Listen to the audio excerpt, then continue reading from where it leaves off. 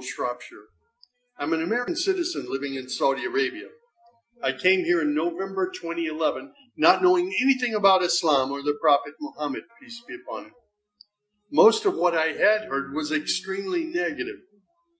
In America, our news channels boosted their on-air ratings by regularly sensationalizing breaking news of terrorism. Every 30 minutes, one witnessed horrific scenes of bombings and bloodshed and murder, often one Muslim group fighting against another Muslim group.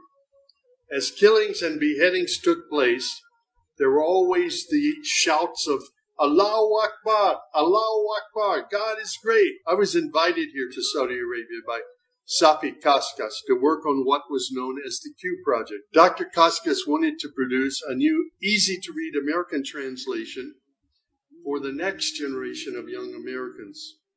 Since I could not read or speak Arabic, I wasn't doing any translation work. I was simply invited here to check the English to make certain that this new interpretation of the Quran was easily understood. My work, of course, required that I read the Quran over and over again.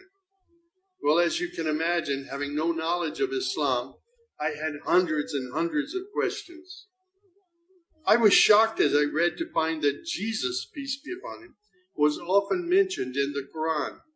Jesus was presented as one of the greatest prophets. And even the story of the virgin birth was mentioned there. Many of the miracles that Jesus had done, I found them in the Quran. There were even a couple of Jesus' miracles mentioned in the Quran that were not mentioned in the Bible. Evenings were mostly spent alone in a bedroom that had been set up for me in Dr. Safi's office. At night, I would stand on the balcony of that building and I would look across a very busy boulevard to a mosque. And I would hear the calls to prayer. I would see men and women coming to the mosque and leaving the mosque. Children were playing football in the mosque parking lot. Except for the minaret, it appeared to me to look like a typical Christian church in America. My heart longed to be in that mosque. I felt compelled by God to go there. A few months later, I got up the courage to walk down the street and to knock on the door of Taqwa Mosque. Now, nobody knocks on the door of a mosque. Normally, they just open the door and they walk right in. But I was not sure how I'd be received, so I stood there knocking until someone came to the door. That person simply said, "May I help you?" I said, "My name is Samuel. I'm a Christian from the United States. Is it okay if I come inside?" And that man, Shafiq Zubair, who was the caller to prayer, he reached out and he hugged me and he said, "Of course, come in."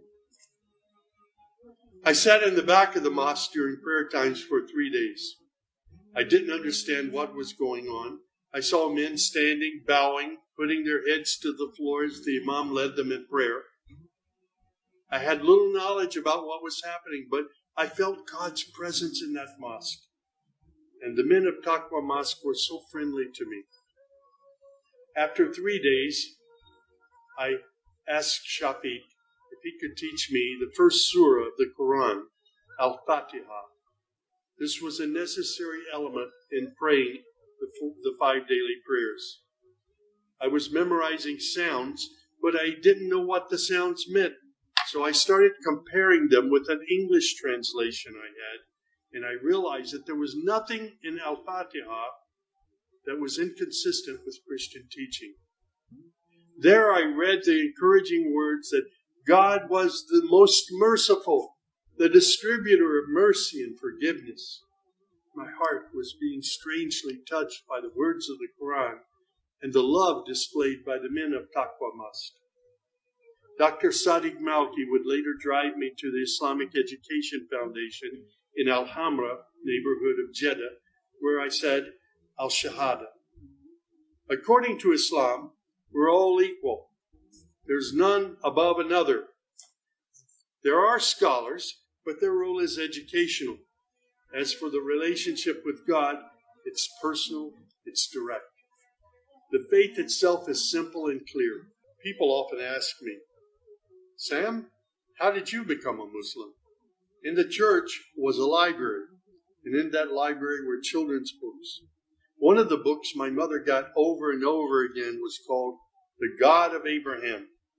In that book were beautiful color photos of camels and deserts. She would read me the story of Abraham, how he was commanded by God to leave his mother and father because they were worshiping idols. She would pause and she would say, Sammy, you always have to pray to the God of Abraham. There is only one true God, the God of Abraham. My commitment to God has been strong and enduring since my younger years. And now I have found absolute peace in Islam, in a faith that I once thought was hostile. I found friendship and hope amongst a fraternity of other Muslim brothers and sisters. I have found a family of believers.